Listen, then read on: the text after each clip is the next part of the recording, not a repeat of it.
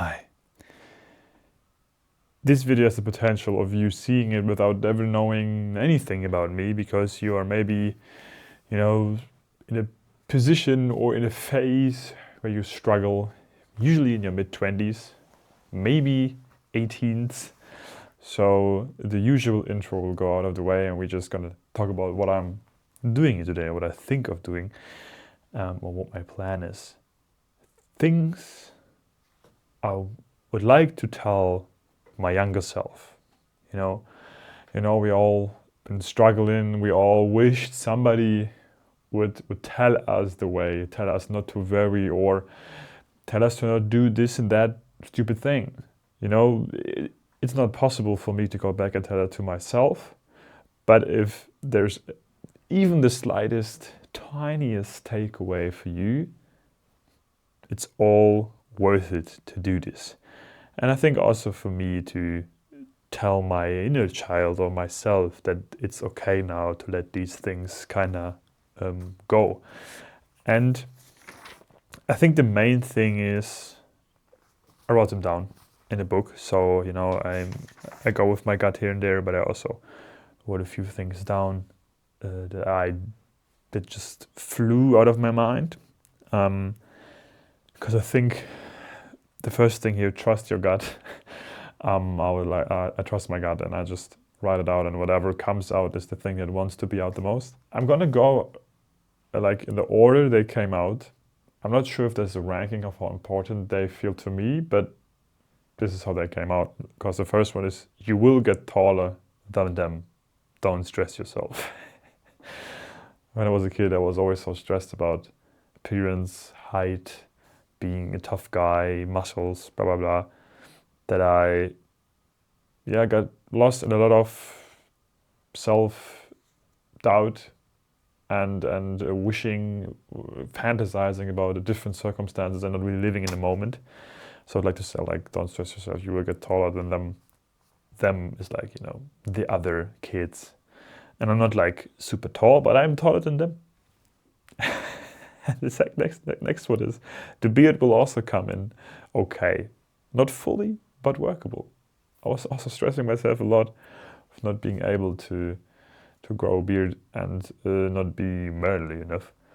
And obviously these are things I cannot control, but I would have liked to not worry so much about them. No matter if they will then come, because it doesn't matter, you're gonna be accepted. You're gonna find people who accept you for the way you are, or you have to search for people who accept you the way you are, and don't take other people with you throughout your whole life, where you think that are friends, but who are actually not. And it's also a point. Here, keep friends close, but don't be afraid to let them go or let them pass. I think that's a thing I understood very early, and that is a very crucial thing. That when people show you that they don't want to be with you, you don't have to be with them just because you have been with them for a long time. I heard them talking about friends, even family, and obviously there's times where you fight for it, where you work things out, where you go for compromises. But there's also most definitely there were times where I was where I'm now still very, very grateful for my younger self that I understood this very early, to let people pass, and not in bad blood, just let them pass. If they don't want to be with you, that's fine. That's not on you. That's not your fault. And doesn't mean that you are not a bad person or not lovable. It's just that, let them pass. Not everybody will fit into your life, and that's totally fine. And like I said, I think I also said that in my top life advice videos I've ever gotten, or live by, and this especially true for my younger self. And I would like to tell them that is the right thing to do, and to this day I'm grateful for that. Live every day so that you don't have to regret anything on the next one. And this is mostly combined with trust your gut, or rather go for the adventure and fail than to stand still. All of this kind of ties into that. I think my goal is, in the end of the day, to have stories to tell as a grandpa or as an elder person, and hopefully people who listen. So I would like to keep people close and be kind, but I would also like to go for adventure and in the end tell all the stories that I gathered and be like accumulate this wisdom of life. So I rather like to go for the adventure than to stand still, going off the comfort zone, growing. This is where the growth happens, where the most growth for me happened. And there's also a very specific one here in here that says, go to Norway when time comes. I was in a very bad place, and I still remember a family member of mine, when I decided in that bad place to make the biggest change by working abroad. This person told me like, hey, how come when you feel so sad and so afraid, why do you do such a big change? And I was like, well, if I'm now in a point where I don't want to be, and the things that I did brought me to that point, maybe it's only reasonable to do a big change, to try to break out of that habit or the circle, and then maybe reset and start anew. The other person was like so in shock and not even was like, huh? Like never even thought about this possibility. But for me, it was totally clear, right? That if you do the same all the time and expect the same result, I think Einstein said that then that's madness or not logical. And so I was like, okay, then we do the biggest change. And that's going for the adventure, and this is where the biggest growth happened. Go to therapy and understand yourself better. Simple thing. I've done it not too late. Could have done it earlier. I think I did it around the right time. But there were times where I could have done it earlier. Maybe even as a kid. Life would have been different. Would have been better. I don't know. But it's good to understand yourself. Makes life easier and more fun. One other thing here.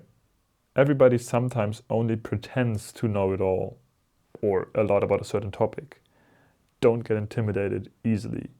Your opinion, your knowledge also matters, right? You can be part of the conversation. You can also ask them questions. You can also, if they're really wise and know so much about it, they will be happy to answer your questions.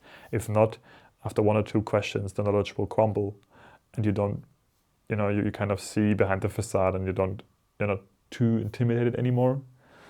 Because I usually, when I say an opinion or when I talk about something in like mainly in a group of strangers, work, colleagues, whatever, I really want to be sure that I know my stuff. Like I Google it, I have background knowledge. So I'd rather like say like, oh, I don't have an opinion or I don't know, even though I still have an opinion and I know.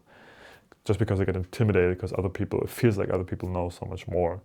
But I learned that they sometimes only make it seem that way and they just have a very loud opinion. And I can be part of that too. You just include yourself and not exclude yourself. And then going down the path of thinking, oh, I don't know anything, I need to learn more, oh, I'm so stupid. And we don't want to go down that path. Just because other people have loud opinions too.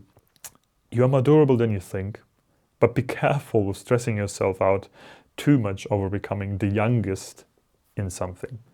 And I finished my school very quickly and I thought, oh, I have the chance to be the youngest sound designer at Disney ever. Not that they offered me a job, but I thought I could get that done. But the time you gain from finishing things fast will catch up to you anyway. So I rather do it in a slow and steady pace and healthy pace rather than fast, sick, and then continue. I like to take all the time, go slow and healthy, right? Because I didn't gain anything from the fast time, except for maybe more anxiety. So I would recommend my younger self to take time. Maybe even do one more school year or something. Like, my life would have been vastly different and I like the way it is. Otherwise I would probably not be able to talk to you here in this scenario. But in terms of not going down this career path. So I don't want to change it, but for healthiness reason, or for somebody who comes after, take your time, don't stress yourself. And becoming the best or the youngest or the whatever in something. Just become the best version for yourself. And it also includes the healthiest. Mental health and body health, physical health. And something for my younger self. Coolness lies within you and your actions and the way you perceive yourself or you portray yourself, and not alcohol. I drank alcohol to be cool, to fit in. I don't drink anymore for years now. And it kind of stopped when I noticed that to be accepted and to be cool and to dance and to have fun, I don't need alcohol. And then it suddenly stopped for me. Because I apparently only did it for fitting in and being perceived as somebody who's tough and cool and can take his liquor. Just don't. And when I say the just don't, I mean more like my younger self. You can obviously do whatever you feel like, but who am I to tell you anything anyway? Read up on different people's problems for compassion, for understanding the world better. You know, I only know my background. I only know my way of living. And I could never even start to understand other people's problems if I'm not talking to them actively, if I'm not reading about it, if I'm not educating myself in how to treat different communities, different type of people, different type of hobbies, and I really want to be compassionate and kind and strengthen the togetherness with everybody. And especially now in the modern days, it's not to my younger self, but to me now, I'm highly aware of the privilege I still hold as, growing up in a big city, having access to everything almost all around the clock, being a man, being European. So I really want to shift my focus from only up, more money, more this, more that, to also the side and down and helping people up and be like, okay, who gets treated unfairly?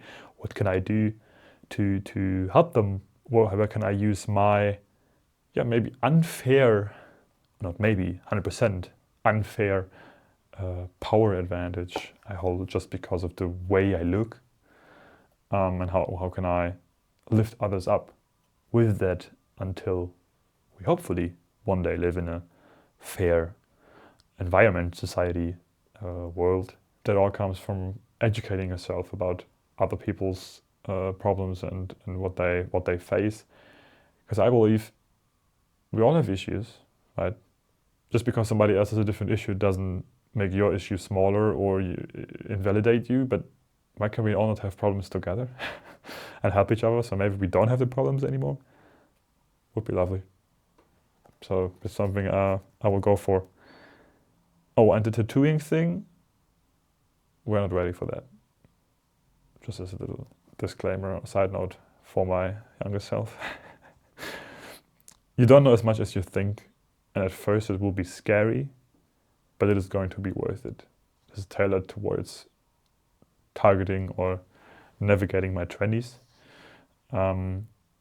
So in the middle was I thought I know a lot. I'm this young guy, I'm like, I know everything, I'm so cool. Then in my mid-20s, I thought I know nothing. Jon Snow, no, I'm shitty, I'm feeling bad. Then I noticed, what kind of grown-up do I want to be? And what are the benefits of being a grown-up? Basically, being a kid, but with money and responsibility and the brain to sometimes, most of the time, calculate risk versus reward, and also standing up for your own consequences of your own actions. So it's actually pretty cool. If I want to eat ice cream, I do. If I want to buy a certain thing, I do. Of course, there comes struggle with that, but it's all worth it. I feel very, very great in going into my next year where I turn 30. A lot of people fear that or are scared of that or don't want to turn, and I'm gonna ask me again a few days before my birthday. I'm gonna freak out a bit, but overall, I'm very, very happy with. Like Julian in our podcast asked me what my favorite age was, and we both answered the question with really the age I'm currently in. Always the age I'm currently in, because I'm more wise. I maybe learn new things, do things, grow as a person, get